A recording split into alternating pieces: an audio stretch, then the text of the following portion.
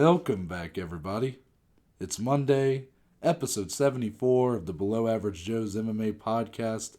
As always, your host, Noah and Dom. Yes. Dominic Salee, we start another week. How are you doing, my friend? Dynamic Duo is back, Noah, to start our great listeners' weeks today. Had a great weekend. Fights were interesting. I'll put interesting. Yeah.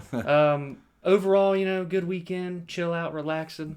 All the fun stuff. I'm never gonna complain about. We're never gonna complain a card. too. Exactly. That's what at the end of the day. Maybe that makes us too easy on some of these fights, but the fight card as a whole pretty unspectacular. Yeah. But some moments throughout, and we'll get into those. And overall, it gives me something to do on a Saturday night besides drinking beer or whatever. Now you can drink beer and watch so fight. I'm never going to complain about getting to watch a fight card, Exactly. But I think before we get into that, obviously this is a recap episode of #UFC Vegas 20 that happened Saturday night, headlined by a weird fight. But big takeaway being Ciryl Gane proving that he's exactly what we thought he was. Yeah. And really, on the reverse end, Rozenstruik just showing a lot of those holes that we've kind of feared might be in his game, being a guy that kind of got pushed so quickly. And we'll get into all that. But before, it's time for a couple things. The news. The news. We start with one that's probably a low-key banger here. Yeah, this is good. Jeremy Stephens, the vet. When's he been in a boring fight? Never. Okay. That's the answer. He's got his next matchup against a guy that's going to go a little under the radar compared to some of Jeremy's last opponents, but Drakkar Klose, happening April 17th. The Whitaker-Costa card. Yes. So what are your thoughts on this one? Because I think this is a low-key banger. This is exactly that. It is a banger. Fight of the night potential written all over this.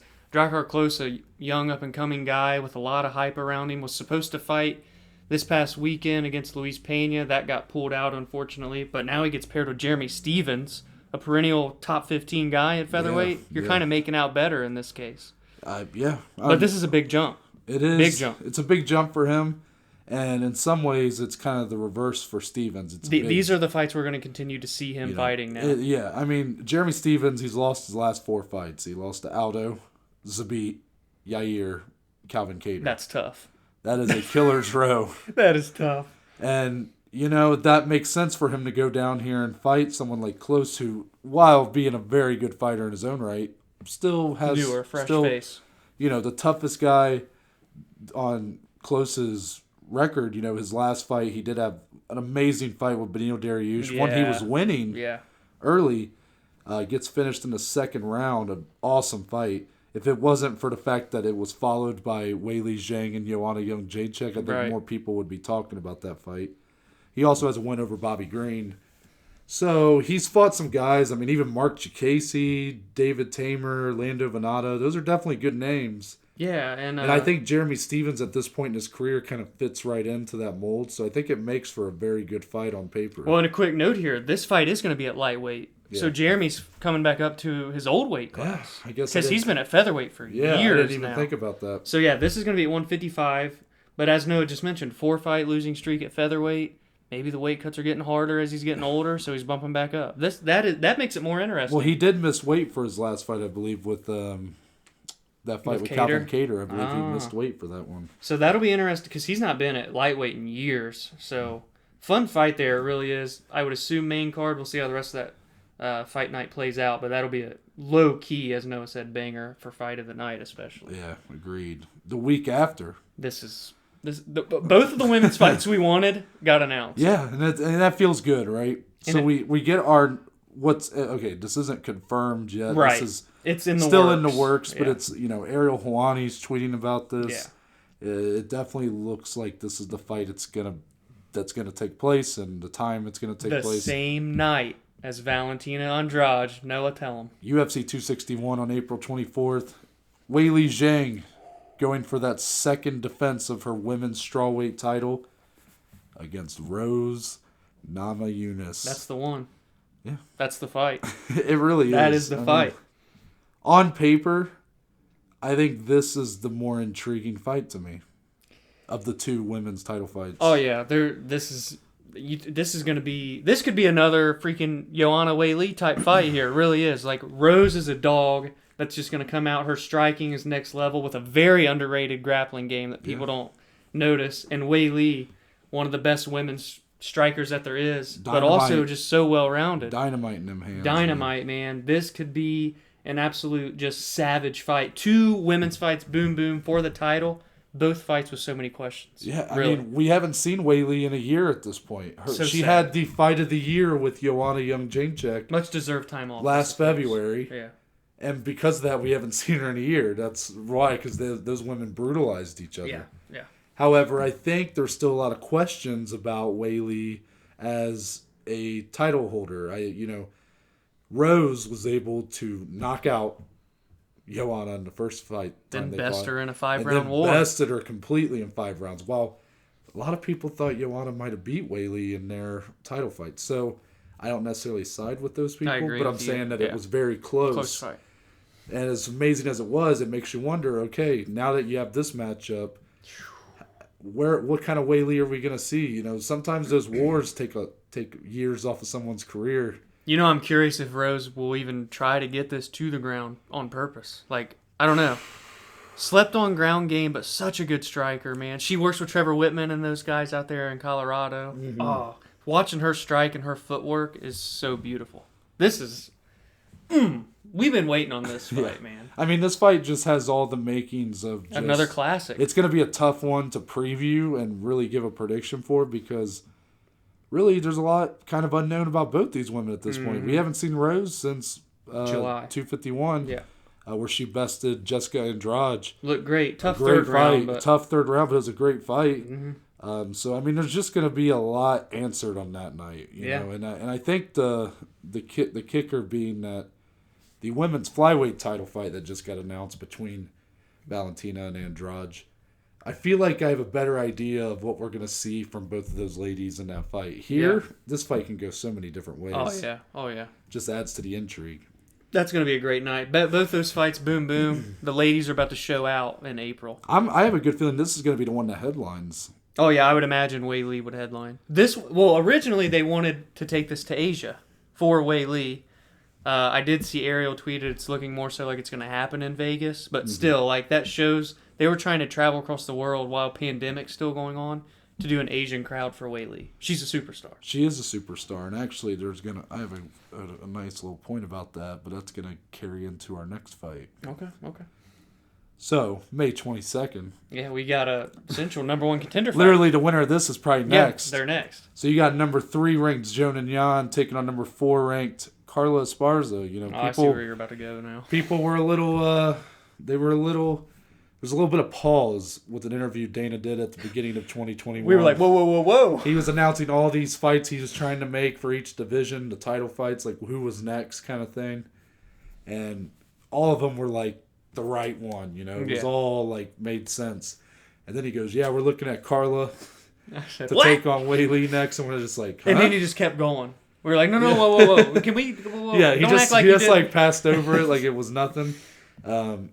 It seems like the UFC listened here because this is a great fight. Carla's being placed with Joan and Jan. And not that Carla is not a worthy title challenger, but I think it's because Rose is so deserving of it. Oh, yeah, 100%. Esparza's having a bit of a resurgence.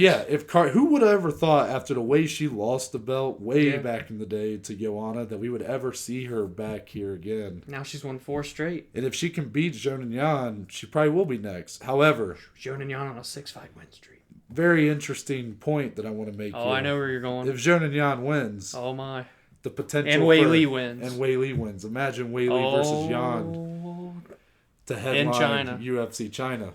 First time, or I guess pay-per-view wise, anyway. I'm just saying, I think that there's a lot of potential there for that kind of fight. Oh yeah. So that was what I look at us. Hey, Dana. Just saying. We're open. Yeah. We're open to relocate. But I'm curious here because Joan and Jan's really went under the radar here. She has. And up now to she's number ranked 3. third. Yeah. It's kind of like Rob Font, but I'm curious what are your thoughts of this fight? Just off the rip, she's on a 6-fight win streak, but 3 wins in a row. Most recent, Angela Hill, Karolina Kowalkiewicz, Claudia Gadelha. 2 of the 3 former title challengers. Angela Hill, as game as they come in the division. Right. Are you kidding me? She's legit. Great striker, all via unanimous decision. And like I said, Carla's on a 4-fight tear right now. She's had a lot closer fights, a lot closer decisions, but still, Alexa Grasso, Michelle Watterson, Marina Rodriguez. They're fighting anyone they can to earn. Like, this is the perfect number 1 contender fight. Carla might be the best grappler in the entire division. She's a great women's grappler. And whenever she's able to get the fight into that, she's going to take you into down. her world, she completely dominates the fight. However, when the fight's left standing, she does have a lot of holes in that. And you can guarantee Joan Jan's trying to keep her on the feet. Yeah, so I think it's going to be... her it will be a very fun fight, I think, on paper, just seeing kind of how these women respond to that. And again, they're doing these fights within a month of each other. Mm-hmm. They're timing them perfectly. It's great. I have a good feeling the winners of these two will be facing off for maybe the fall time. 1,000,000%. Oh, man. Yeah. The women are going to bring it. Yep. One last little story here. This is for the rest. The rest. Potential fight announcement, though. Yeah. There was a little interview with Mr. Jorge Masvidal. Game bread. A guy who we don't see. He always seems to be. His name always seems to be tossed around, but we haven't heard a lot from him, recently. However, in this interview, he said that his title fight that's been rumored with Kamaru Usman is happening in September. Yeah, just real casual. I was like, yeah, September. I was like, oh. So you know what that means, right? Yeah, tell him. That means that UFC's looking to put these two as the Ultimate Fighter. As we've discussed, right. But now they've said Ultimate Fighter's supposed to happen in the summer, so you look at a September timeline, it makes sense. The show happens all summer, they're training, boom, September comes, title fight. Yeah, and we've had mixed thoughts about this fight, for Masvidal. He hasn't fought since he lost to Usman in a convincing fashion. Dominant 6 days notice or not. Regardless, it was a dominant win for Usman. So I guess, it's not necessarily the fight that should be made, but I understand why. And it's not even all dollar sign related. Like, yes, I get that money's going to do big numbers. There are a few intriguing pieces to what if they both get a full training? Yeah, and I mean, in a way, I don't know. I don't want to come off like I'm defending this fight because I do think someone like Colby probably deserves it more. Yeah. There's other guys. Leon, if he wins. Yeah, or even Steven Wonder Thompson. Boy. Yeah, because at the end of the day, Masvidal's coming up a loss. But in my opinion, if he won one more, that's all he needs. Because he did take the fight. He saved the card in some way. I know it was a 3 title fight card, but still, the fact that if he, he did take the fight, so it's like the UFC's kind of rewarding him for that by giving him this big placement, on a full camp now, tough full camp. I'm excited. It's intriguing, right? I've said that this fight excites me a little bit more as tough coaches than Colby and Jorge, or Colby and Jorge, excuse me. So not a lot of people probably agree with me on that, but when you have a title fight brought into the mix for the Ultimate Fighter, it just makes it that much more. It's going to raise the stakes, and if they're doing this on ESPN or ESPN Plus, whatever they're planning to do, I'm all for it. Right. So.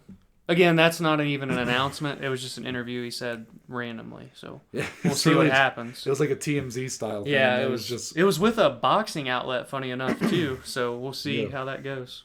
But until then, that's the end of the news. Let's break down some fights. Let's do it. So I'm just going to go through the results of Saturday night's main card, unfortunately. You're not going to hear a finish. Well, hold on. So our scheduled bout between Angela Hill and Ashley Yoder ended up being scrapped at the last second. Oh, they're looking to book it March 13th card. Cool. Okay, Leon, that's good. Yep. So so many shakeups. This fight was originally on the main card. Then it got moved to the prelims. Then it looked like it was back on the main card. Then they just canceled. And then it just got scrapped due to COVID-related reasons. Then 3 other fights fell out. We only got 9 fights total last night. So not a ton of fights, and there's gonna be a lot of minor takeaways, and yeah, that's a good way to put it. It was a night of there were important fights that happened, but it's just we'll see what happens when we get into it. But the actual results as we go through here, we started at featherweight. Alex Caceres getting a big unanimous decision win over Kevin Kroom, 30-26, 30-26, 30-27. Then bantamweight. Oh yeah. a banger here. Fight Pedro Munoz ends up getting a unanimous decision win over Jimmy Rivera, 30-27 times 2, and then 29-28. Tied 1 apiece. Women's flyweight, a draw. Yeah, we saw a point deduction. We did. Mayra Bueno Silva got it was a majority draw. The one judge that had a winner. Picked Mayra, but against Montana De La Rosa, the other two scored at 28-28. Fun fight. That was a fun fight. It was a fun fight. And, we had predicted to be fight of the night. Yeah. Not quite what we're going to go with, but still, fight, I think, exceeded the majority of people's expectations. Right. We told y'all. Yep. Co-main event, Magomed Ankalaev. In a fight that we got correct, but not at all. Not at all how it played out. Like we got the winner right. Right. Everything else was way off. Yeah. But he does get the unanimous decision win over Nikita Krylov, 29-28 on all 3 judges' scorecards. And then the main event. Didn't really see this in the way it played out. Yeah, that's 2 in a row. A pretty lackluster affair, all in all. Ciryl Gane gets unanimous decision win over Jairzinho Rozenstruik. Just bested him. 50-45 on all 3 judges' scorecards. All 3 clean. But before we get into that main card, we got to go with our prelim notables. Notables. Dom, who was your prelim notable? Well, my prelim notable was the lone finish on the evening. Yeah. 9 fights last night, 8 went the distance. But Ronnie Lawrence, my friend. UFC debut. Yes, UFC debut. A Contender Series vet, of course. Only 1 loss on his record. He went off last night. Like 8 or 9 takedowns. Got the brutal TKO finish in the 3rd round. All out aggression. Man, he just all gas, no brakes last night. Very impressed with Ronnie Lawrence. No, I completely agree. I mean, Vince Cachera was no slouch either, right. And especially for that being Ronnie's first UFC fight. Yeah, that first round started real tight, but man, as the pacing just continued through 3 rounds. Once he found his niche in the fight, he just fully exploited the weaknesses of Cachera's game. Big takedowns too. We're talking like Kurt Angle suplex style. He did get a big suplex in the 3rd round. He was going off. And the fact that he still went for the finish. Exactly. Dana's going to love that. He was never settling. Yeah, so I definitely agree with you there. And he got the lone performance bonus. Deservedly so. Yeah, there wasn't a ton of takeaways from this prelims. We only had 4 fights. Yeah. But there was one other one that I thought was notable, and that's going to be Thiago Moises getting the unanimous decision win over Alexander Hernandez. I had a feeling he'd come out and look good. Hernandez, he's still got a bit of a prospect, thing to him. I still think that he's got, I still think he's got a ceiling that he hasn't met yet. Does that make sense? Like, he's still got a lot of potential. And Thiago Moises, a guy who I never really saw being much, really flew under my radar. He's knocked off 3 straight wins here over opponents that I thought were all better than him. Yeah. He got the Achilles lock over Michael Johnson. That unanimous decision win over Bobby Green. And that was a fun fight. And that Bobby Green fight, very close. Man, Moises looked good. But here with Hernandez, man. It was no doubt that he won this fight. And Hernandez was upset with the decision at the end, and everybody was like, dude, come on. Yeah, and it was a great fight. It's just Thiago Moises completely going under my radar, but I like the way the UFC has kind of matchmaked him. Yeah, that was good matchmaking. You look at kind of his progression here. He's getting notable names, but guys that are one step above another, right? So you start with Michael Johnson, a big-time vet. Yeah. Got that experience, but someone who's not quite... on his way out. Yeah, he's not top 15 anymore or anything. Get a big win there. Follow that up, Bobby Green, another veteran, a guy who was rising. He was on a tear, yeah. And you get a very close decision win there. Then you go with Alexander Hernandez, a guy who's kind of stagnated, but he's still borderline top 15. I mean, his last fight, look how good he looked. Yeah, Hernandez had a really great KO fight that he had. And then before that, he had a great fight with Drew Dober. Yep. I mean, he's fought Cowboy Cerrone. And then Moises bested him in 3 rounds. Man. Very impressed with Thiago. So you got to think that this guy might be knocking on the door of top 15 now. I was about to say the same thing. And, I mean, I don't know if we necessarily want to get into matchmaking, but did you have a name in mind? You got to start looking. I mean, maybe they go one more, but I'm honestly not opposed to, I don't know. I guess we'll see, because Gregor's got a fight coming up, number 15 in that division right now. Mm-hmm. So I want to see how that fight goes. But, man, he's knocking on the door. I was going to say Al, but I don't know if you saw on Twitter. Thiago came up to Dana and was like, come on, give me the bonus. I want to buy a new house. And so Al Iaquinta, being the real estate agent, was tweeting at him like how he's going to help him get a house and stuff. No, that's funny. So, maybe we'll get a backyard brawl between those two. Yeah, if I'm going to matchmake here, the one that I'll go with, very close to San Diego Ferreira. Mm-hmm. However, that might be a little bit too much right now. I'm going to go with the loser of Islam Makhachev. Yeah, I like that. That's the fight that makes the most sense to me. And I see no reason why Thiago's not ready for that. I mean, he's passed every test. Go watch the performance Thiago had last night, and you'll see what we're talking about. Yeah, because he looked great. And it was a pretty decent fight. It was a good fight. On a night of pretty lackluster fights, that was one that stood out. Yeah. But we'll go ahead and get in the main card. Alex Caceres. The vet. Unanimous decision win over Kevin Kroom. Take it away. Hey, man. Caceres on a 4-fight win streak right now, and he's been a true veteran of the game for so many years. Debuted in 2011, and he's still only like 31 or 32 years old. And he said last night, man, I think it's about time I get a ranked opponent. So you know what, Alex? Let's give you a 14-0 Mosfar Evelev. We'll give you a ranked opponent right now. Wow. Why not? If he's asking for it, granted, he's paid his dues, been in the UFC for a long time, on a 4-fight streak. Mosfar, while still undefeated at 14-0, he's 4-0 in the UFC. Technically, both on 4-fight win streaks in the UFC. He's coming off a win against Nick Lentz. I think it's a fight that does make sense. And Caceres is well-rounded to a certain extent, but last night I felt he could have finished the fight a couple times and kind of, swayed away from it. What did you think about that fight with Kroom? It was definitely... Kroom was exhausted. He was. Couldn't get the takedown. Definitely... Great takedown defense. Completely enforced his pace, and Kroom was just not really able to keep up. Yeah. And it showed in the later rounds, especially round 3. Yeah, 2 10-8s on the scorecards. Yeah, so Caceres definitely looked good, but I think the majority of people probably thought that would be the case. Yeah. Kroom was coming in on wasn't it his UFC debut? He had the no contest against Roosevelt Roberts. He looked good in that fight, but it got overruled. Yeah. But. All in all, though, it's hard to take anything away from Caceres with a performance like that. This is a guy who's been put through the gauntlet in the UFC. I mean, right. They obviously have seen something in this guy from day one because they've constantly put him up against the toughest of tough opponents. I mean, it was his 24th UFC fight. He fought Uriah Faber back when he was very new into the UFC, and Uriah was at his peak at the time. He's fought Yair. He's fought Yair Rodriguez to a split decision. A fight night he headlined with Yair. He's fought Jason Knight. He's fought Crone Gracie, a lot of those being losses, but now he's on a 4-fight win streak. Well-spoken, respectful, true martial artist. I definitely don't blame you for... I don't think you're wrong to, say, all right, you want a top 15, here you go.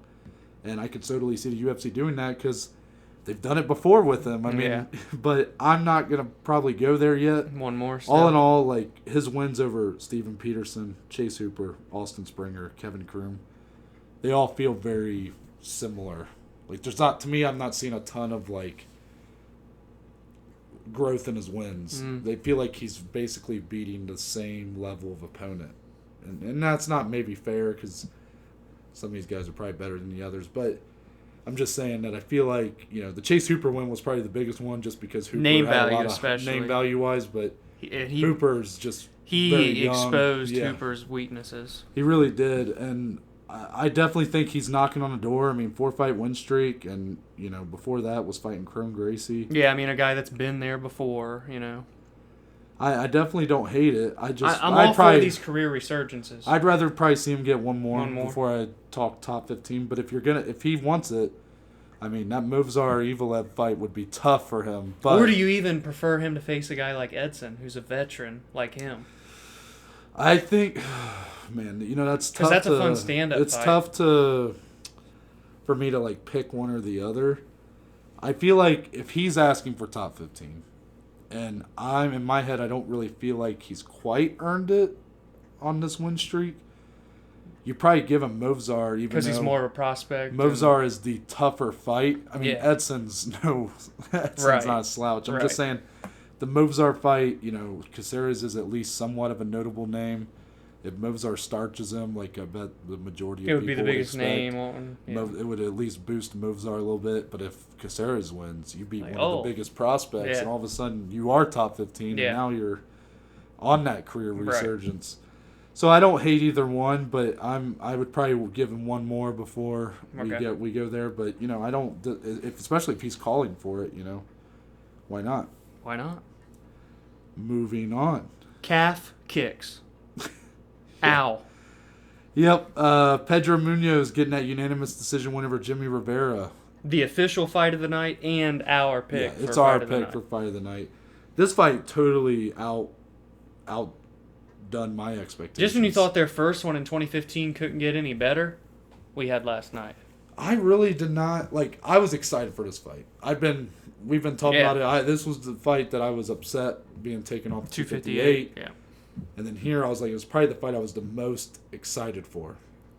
And yet I didn't have super high expectations. Not for at least what we saw. I picked another fight to be fight of the night. I just thought maybe the styles wouldn't quite mesh for a fight of the night. I was mostly excited for it because I like both these guys, the implications for the division. And they completely outdid it. Both guys kind of came out of this looking good. Yeah, they did. But the biggest takeaway, Pedro's calf kicks. I mean, calf kicks, once again, it seems like everybody's... they're taking over. They are. After the stage they got put on with Poirier and McGregor. Yeah, Poirier's trying to patent that shit. Yeah. It was funny when you were telling me about the commentary team, talking about how they need to We're going to have to make them illegal like a nut kid. I mean, Jimmy's leg was done. It was bad. And very bad. I will say, I noticed that Jimmy wasn't quite able to switch stances. He just ate it. Yeah. So I mean, shout out to him for just going for 15 minutes. Yeah, and I mean he looked good too. I mean, they were throwing leather. I had it 29-28. I did too. I didn't have it a sweep for Munoz, but I thought it was a very close fight at times. I just think that once those calf kicks were there was nothing Jimmy could do. Jimmy couldn't really get into any takedown attempts, and he really couldn't put a ton into his punches. So he had to hope to land. He was definitely fighting, more compromised than Pedro was. For the most part, Pedro was pretty good defensively. Yeah, that third round was wild too. Yeah. I mean, those guys were slugging. Oh yeah, and I loved every bit of it. And a lot of people were calling to just do the trilogy immediately. I wouldn't hate it. I mean, shit. Well, it's funny because you could even do like a Frankie and Pedro rematch. You could do the trilogy with these two guys. Mm-hmm. But you know what? Let's bump Pedro up. All right. Let's bump him up a little bit. Now, him and Marlon have faced in the past or no? I cannot remember. I don't believe. I don't think they have fought. I don't think so. And prior to this fight, Pedro was coming off a loss. Marlon's now coming off a couple straight losses. Marlon's number 6. I say you do Pedro, Marlon, Moraes next. And for Rivera, shit, I mean, maybe you could even do him and Frankie because Frankie's coming off of a loss. Maybe, just maybe, Jim Rivera fights the winner of Dominic Cruz, Casey Kenny, Noah. I like that. I like Munoz Moraes. It's a fun fight. I can't believe they haven't fought. I definitely would be a little... I mean, considering how Marlon's chin hasn't held up. Yeah, Pedro's been looking good. Pedro... Because I thought he beat Frankie. Throws with some force, man. Yeah, he does. I wouldn't even mind seeing Munoz fight Edgar again. But I'm going to go Munoz Moraes. I'm going to go Rivera Edgar. Frankie, best days behind him, but still a guy. It'd be a good fight, wouldn't it? It would be a good fight. And Frankie's always game, but Jimmy Rivera's not the stand-up level fighter of a guy like Corey Sandhagen. Yeah. So you might not necessarily have to... I mean, he'll throw with some power. You won't have to worry about a standing flying knee, though. No. And that's why, I think that fight makes a lot of sense. You would probably see, Frankie really try to force his will, that pace. Jimmy look to slow things down, take it to the ground. I think that could make for a really fun fight. Yeah. All in all, though, awesome great fight. Fantastic fight. Moving on.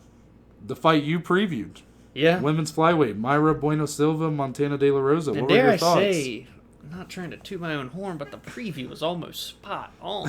Except we had a draw. We did have a draw. So point deduction.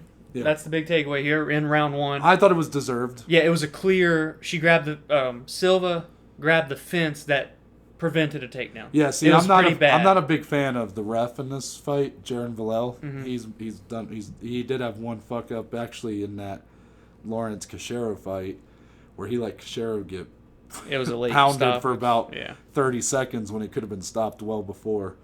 But he's made a lot of mistakes in the past. Not my favorite ref. Yeah. But here, I thought that was very great. good. Assertive. Came out and said, "You're not going to do this anymore." Because she had grabbed it a little bit in the first round, but it didn't prevent anything. She was just grabbing. Yeah. But this was a clear, she was going down, and the fence held her up. So he took the point immediately, and that played a factor the rest of the fight because Montana was getting bested on the feet, as I anticipated. Myra throws heavy, and in the clinch, ooh!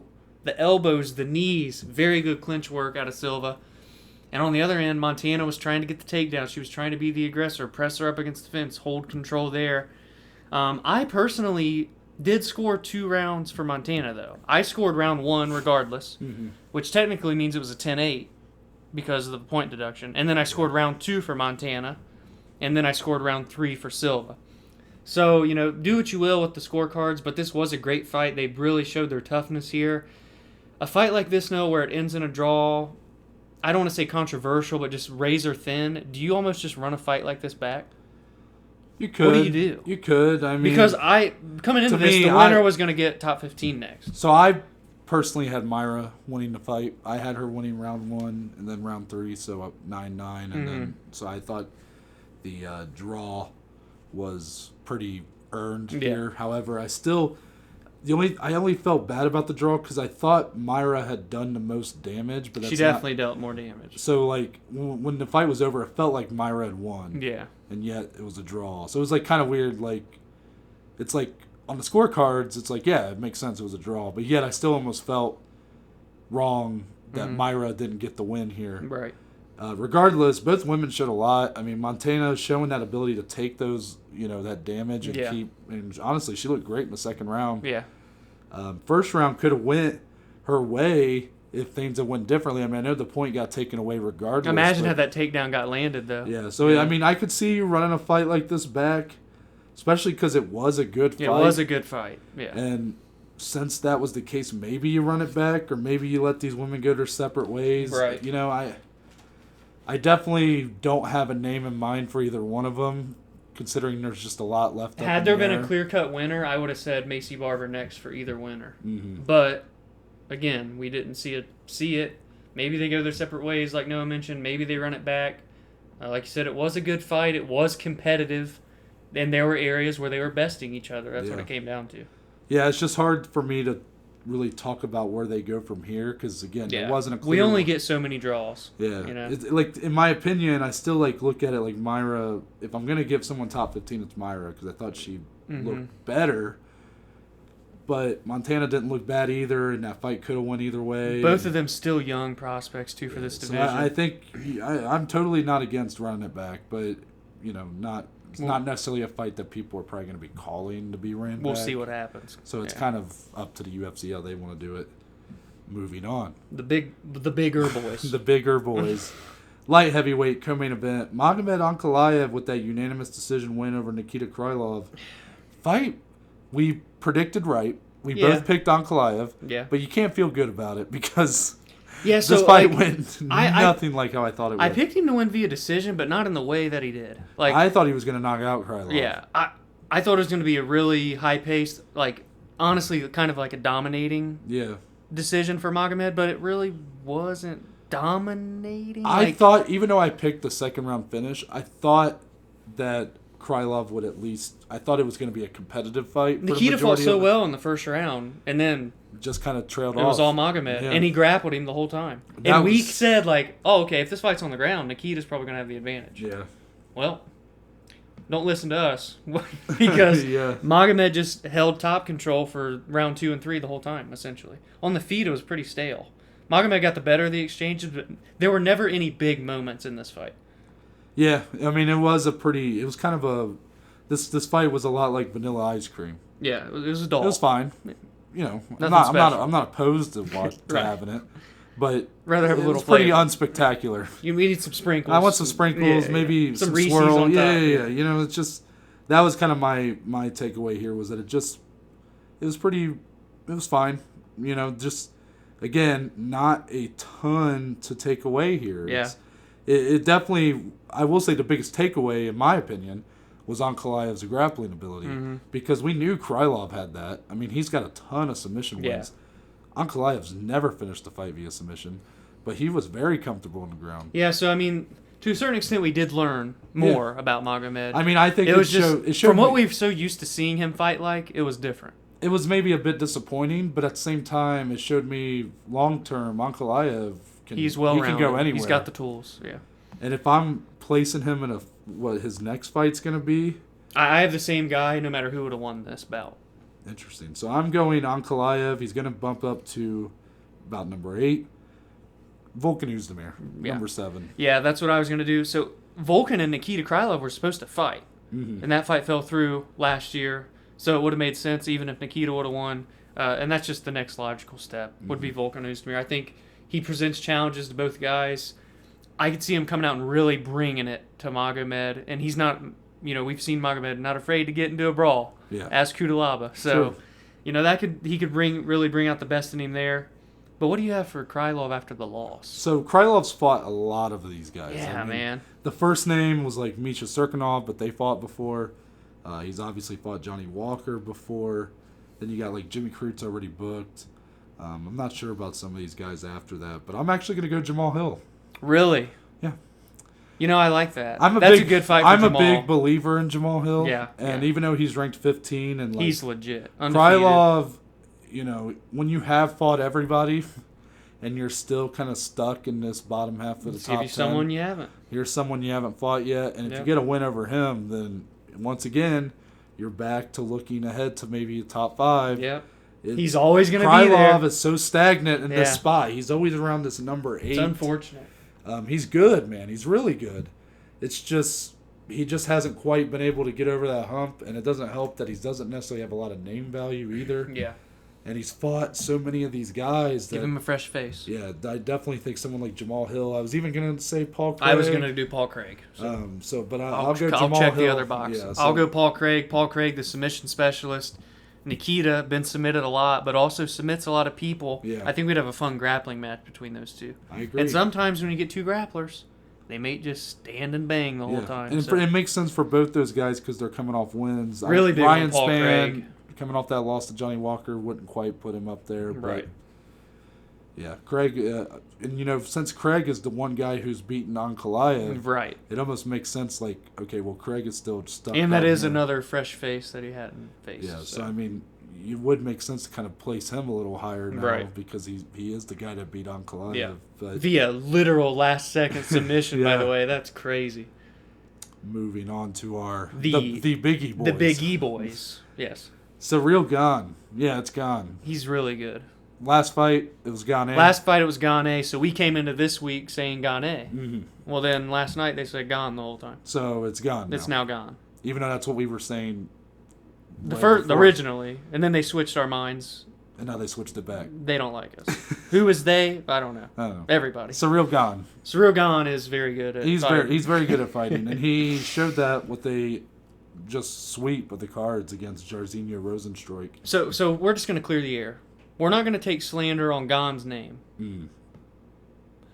It was more so he stalled, or not stalled. He didn't stall. He shut down any offense that Rozenstruik could have offered, therefore making it stale on Rozenstruik's end. What's the best way to put this here for the people listening, especially if they didn't see the fight? So it was a pretty lackluster fight. It was lackluster across the board, yes. Both ends.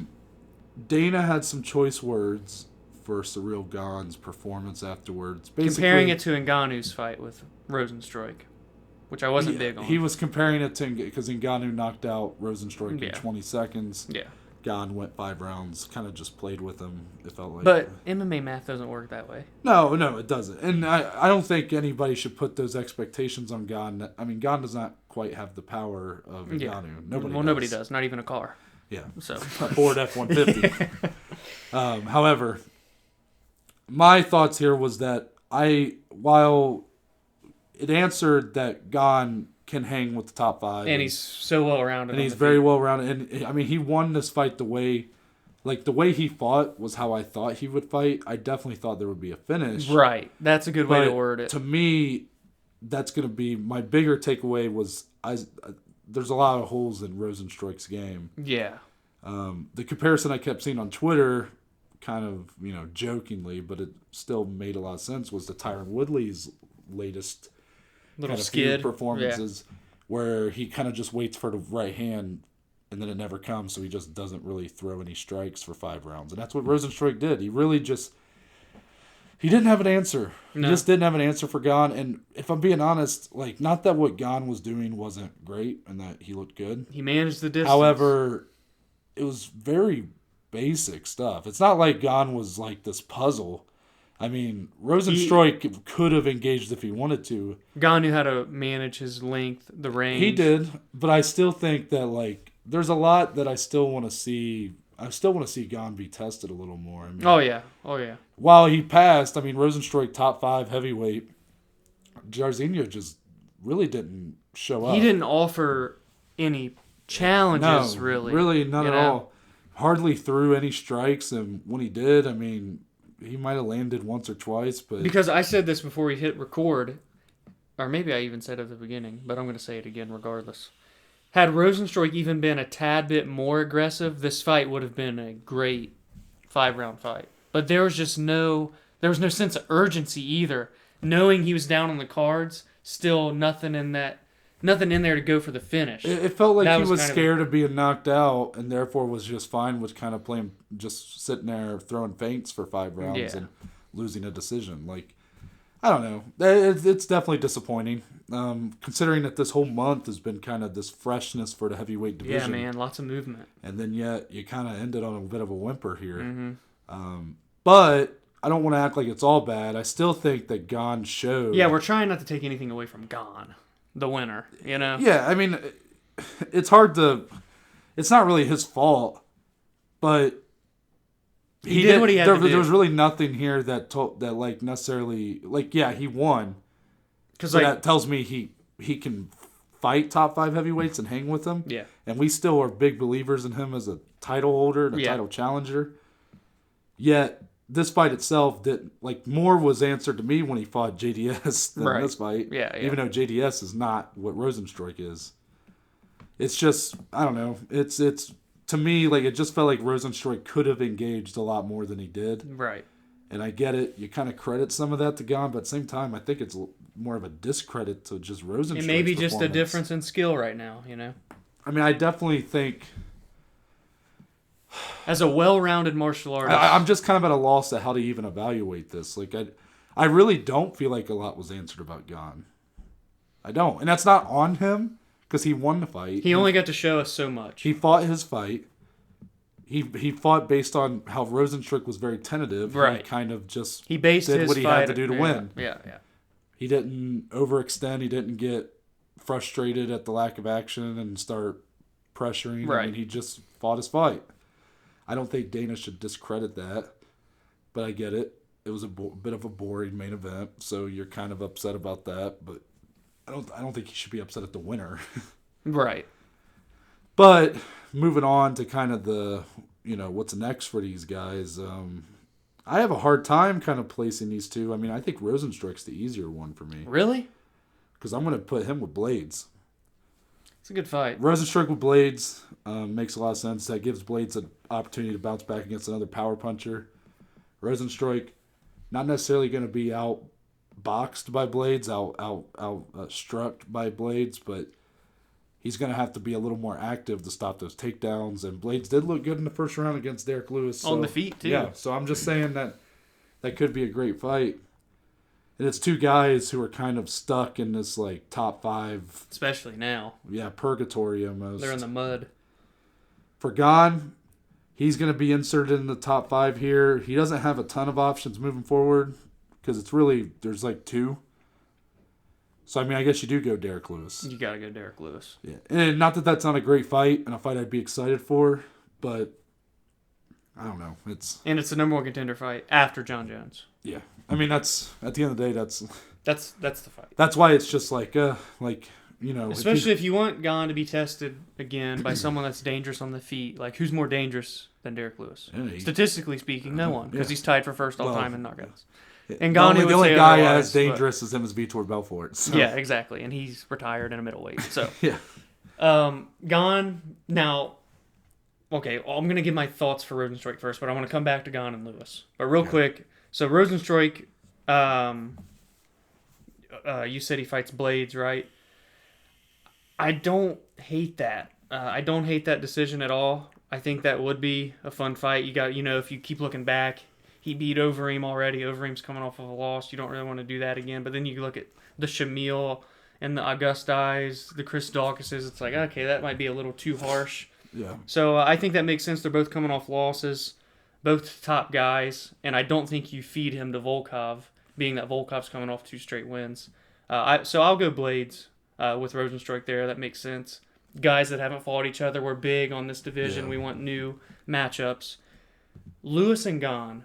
Mm-hmm. Initial, way too early thoughts. What do you see in that fight? Based off of some of the fights, like if you look at a fight like Derek Lewis and Ngannou, where they just stalled, would we see that again? I would be kind of nervous that we would get a similar fight that we got here with Rozenstruik. Not because not that Derek Lewis has ever shown to be scared to, tentative he has. But he'll do... But, here's how I could see this fight going. I see it a lot like his fight with Volkov minus the highlight reel finish for Lewis. So Gane would come I could totally see Gane just kind of controlling, point fighting his way to a victory. And I kind of don't want that for Gane. I kind of want to see a bigger test, which is why part of me was very close to saying if Ngannou loses to Stipe, you do those two. That would be... Talk about a guy who's going to come at you. Oh, yeah, he's going to sprint at you. And, we would see how... And not that Gane's chin will be tested against Derek Lewis, but if Ngannou's coming at you like he did against Rozenstruik, I'd be very interested to see how Gane kind of... would react. Tries to keep that distance and whatnot. That's what he's known to do. But the way I see this whole heavyweight division going, we got our title fight set at the end of March. Stipe and Ngannou 2. The winner of that is going to fight John Jones. Winner of Lewis and Gane. Hold on. Oh, sorry. The winner of that fight, I think the winner of Lewis and Gane would be either John Jones' first title defense or Ngannou/Stipe's title defense after that, depending, by the end of the year. So I really think that the winner of Lewis Gane will be in a title fight by the end of 2021. 100%. Yeah, I agree. It's very early to say that, but that shows how high we are on him. It's just I'm a little concerned that Gane might, if he takes this Lewis fight and it's very similar... I don't want to start seeing him get this reputation. Because look what we've seen before this. 6 of his 7 wins prior were all finished. Submissions, knockouts, exactly. Yeah, very well rounded. I just don't want to see him get this reputation of being just a point fighter. Because he is a great fighter. Yeah, I mean, he fought a smart fight with Rozenstruik. Rozenstruik was the one that lacked the IQ to really evolve and fight. Mm-hmm. And maybe we'll see Gane come out and just kind of want to put on a show next time. And hopefully that doesn't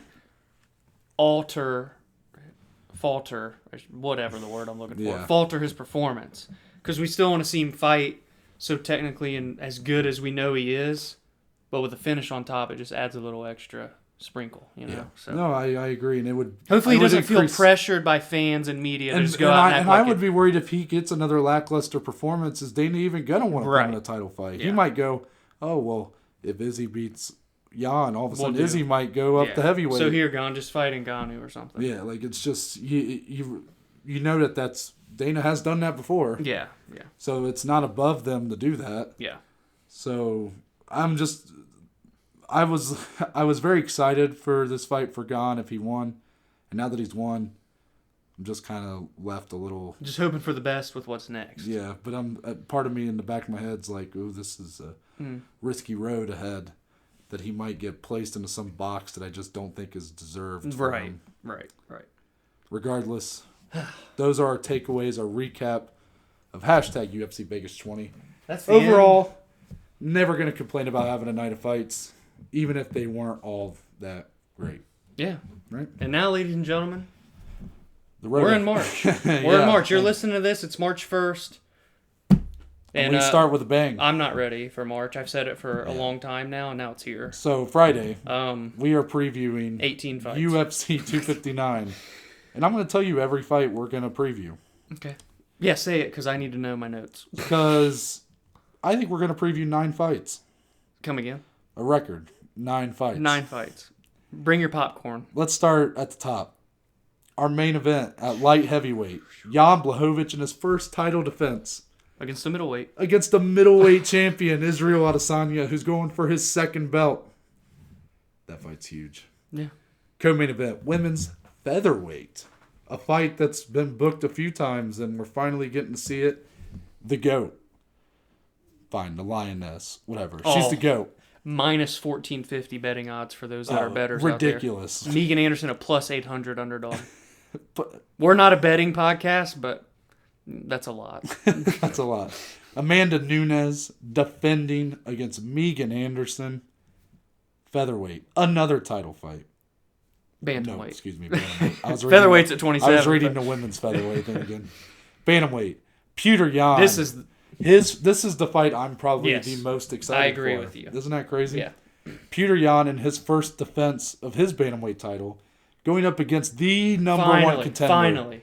The utmost number one contender in that division, Aljamain Sterling. Oh my. That fight is it's so exciting. Oh.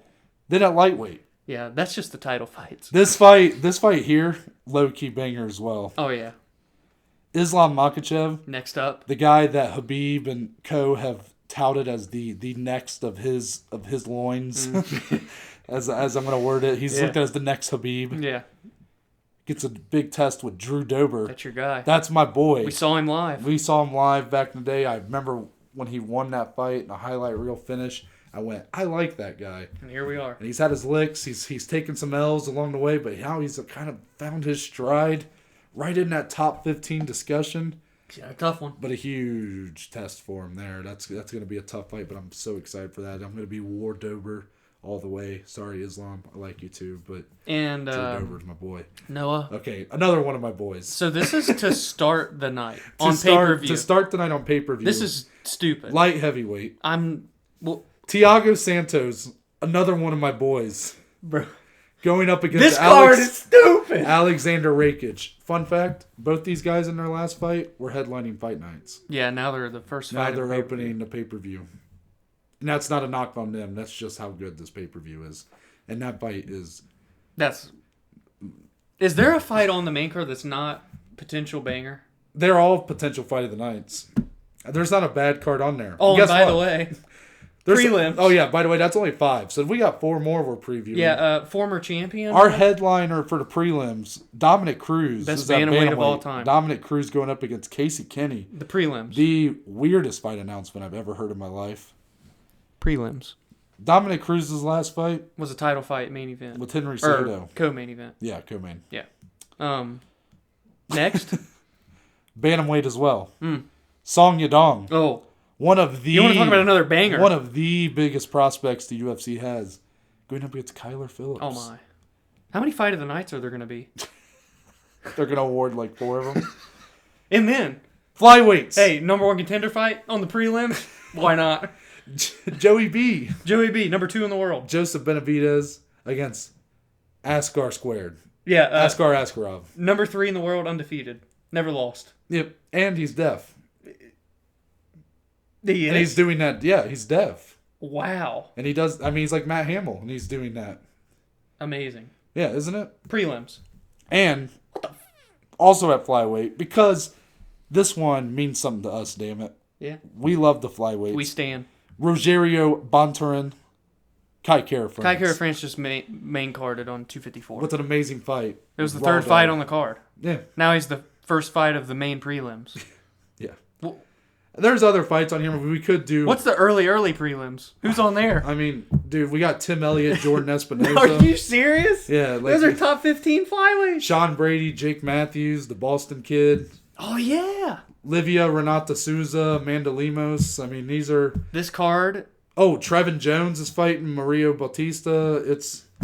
Oh, my. Yeah, I mean, come on. Oh, my. Oh, my God. We're doing 9 fights? We're doing 9 fights. Ladies and gentlemen, our loyal listeners, tune in on Friday. You're not going to want to miss it. You're going to want to cozy on up in your chair, grab a beer, have a good dinner. Mm-hmm. If you listen to us in the morning, don't drink a beer. Well, if you want a beer in the morning, you can have a beer. Get you a nice egg and bacon. I don't know. We're not ready. If you can't tell... What kind of breakfast do you eat? A beer with an egg?